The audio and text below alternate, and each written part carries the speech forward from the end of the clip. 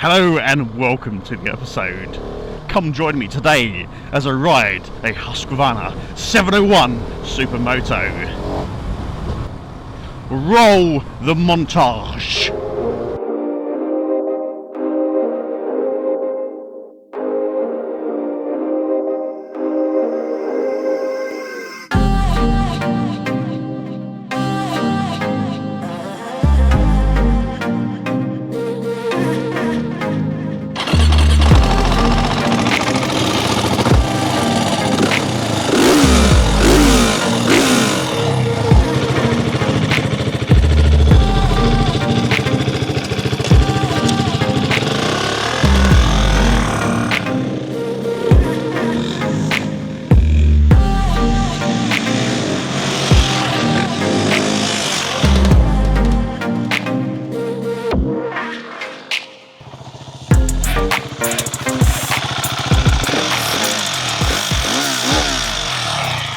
Well, there it is, the little hooligan machine, and that it really is.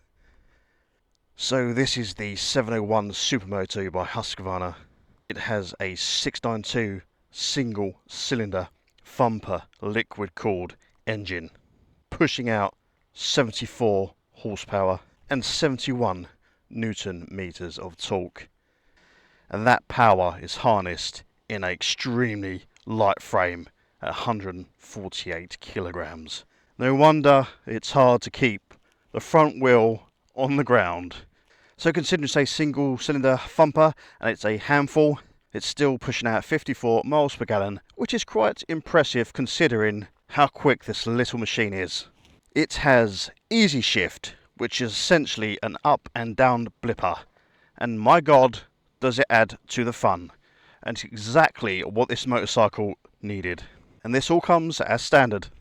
It is ride by wire, so we have rider modes, traction control, switchable ABS, lean angle traction control and lean angle ABS. And there's also a Supermoto mode. The seat height is 890 millimeters, one of the tallest bikes I've ever ridden.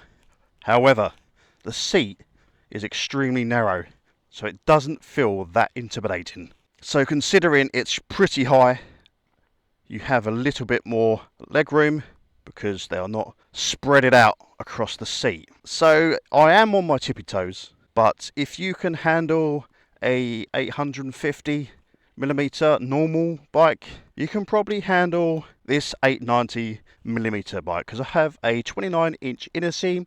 I'm on the shorter end of the scale, but this is manageable because the weight is only 148 kilograms, very manageable. So these are 10,399 on the road, ready to go, currently as it stands in June 2024. If you are interested, go see Lings Holston in Suffolk, and I'll put their number on the screen right now. Go give Kevin a call and tell him that Nick sent you.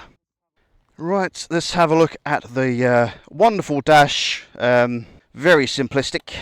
It is liquid crystal display, so it's LCD. We have a gear indicator, fantastic. What else do we have? Let's flick through the menu, get the RPMs. When your service is due, you have a clock. That is a nice little feature, isn't it?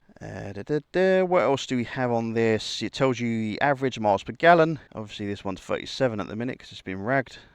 Not by me, obviously. The disappointing thing, this don't have a fuel gauge.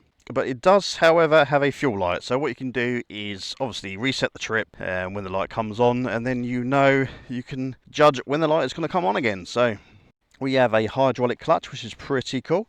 Span adjustable as well. And let's have a look at the brake lever. Yeah, we have a span adjustable brake lever made by Brembo. I'm not going to go into too much detail about the suspension travel and brakes and all that shenanigans.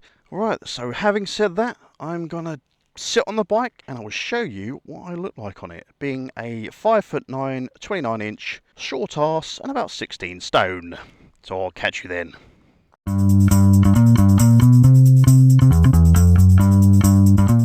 Right, let's sit on this motorcycle. It's a bit of a, you've got to make sure your trousers are pulled up for sure.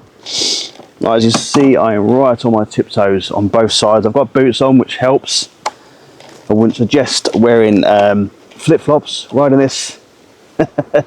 Common sense. Nicholas, no one would wear flip-flops on a Supermoto, would they? So, this is me sitting on the vehicle. It's manageable.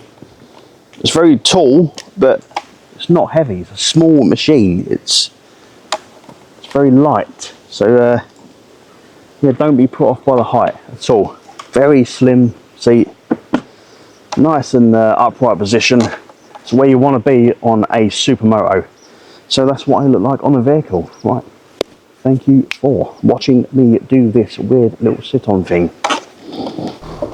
Right, now I've showed you around the motorcycle. Let's have a little chat what it feels like to ride. I've been on this motorcycle for a couple of hours now, as I always do on these reviews, just to give you a better update really. I don't want to just jump on it and give you a first ride. A couple of hours I think is enough to give you a better analysis. And what do I think of it so far? Well, you can't not like it, can you? You just can't. If you are a petrol head and you like motorcycles, like this is fantastic. I don't know why you'd want to be on anything else. It's so light. I mean, obviously if you're touring, this is not a great motorcycle for that. But this is aimed at fun, and that it really is. So the positives, oh, it's grin factor. I mean, that outweighs negatives that I may have that I'll discuss in a minute, but ultimately, wow, what machine. It's fast, it's fun. Obviously not the fastest thing in the world, but it's very light for what power plant it has with the engine, and that is resulting in a lot of fun, I must say. Negatives, so far after the 2 hours I've been riding, the seat is absolutely solid, rock hard, like sitting on the floor. But funny enough, it's not unbearable. 2 hours, not too bad. I imagine a little bit more than 2 hours, you know, you're going to want to stop, but you probably are then anyway. Oh my god. Right, where was I? Negatives. It's quite vibratory. It's not high frequency though. It's a low frequency vibration, which I can deal with better. Which is to be expected. It's a single cylinder. You're not going to get the smooth feel you get from an inline 4. But you've got a light and agile machine. Oh, it's a perfect blend. It really is. This has had a lot of development. They've added lots of features to this over the years it's been out.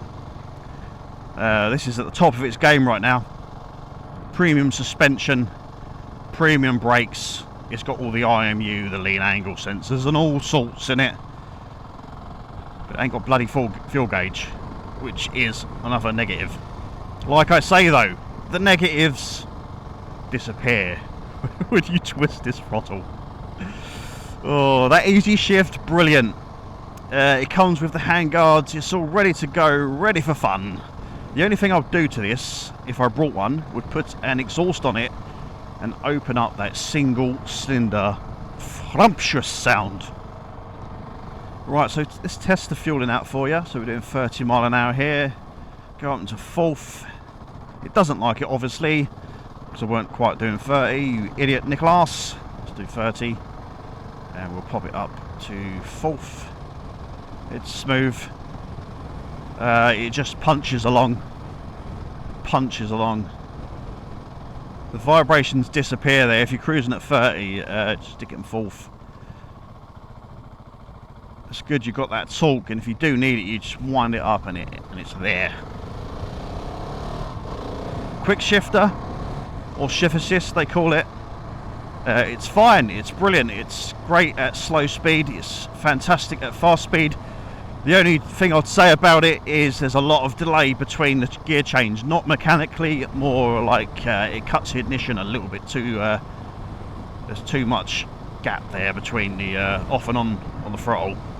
Nothing major, but I suppose, you know, that protects your gearbox a bit better. It's obviously designed that way for a reason. Wind protection, non-existent. But what sort of person would I be if I went out and reviewed one of these and said it's got crap wind protection, don't buy one. You don't buy that for wind protection. You buy it for this. Oh my life. Oh. Do you know what I know? What I thought with this, actually, let me wait until it's not blowing a gal. I'll get to her quite a bit. Still blowing a gal, big time. I don't know what I'm going to do about this. It's not great. To be continued. Right, so as I was saying, or going to say, the speed of this doing 70 plus on a private road, of course. You thought I would have thought that the front end would get light and feel a bit unstable. Oh my god, I can't believe it. It just cuts through the air at high speed. It is so stable.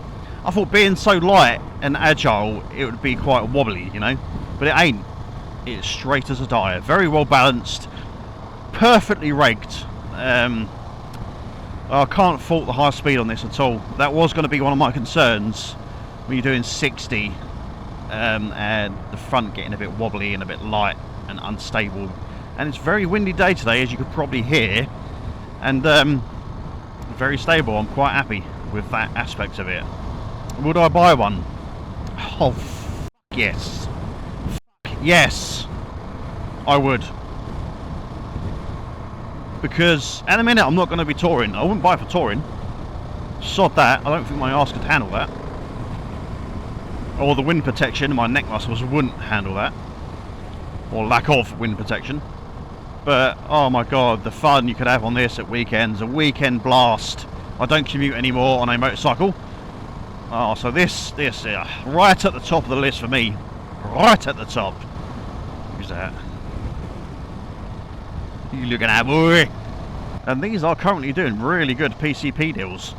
Like, considering the financial crisis we are going through, these are offering fantastic deals. I wouldn't encourage to get in debt, but when it comes to motorcycles, I think PCP is a fantastic way of affording something that's going to put a grin on your face. We only here once, ain't we? We only live once, so why not just enjoy your life and get that motorcycle you want? Oh, my arse is fucking brass, bruv. It really is.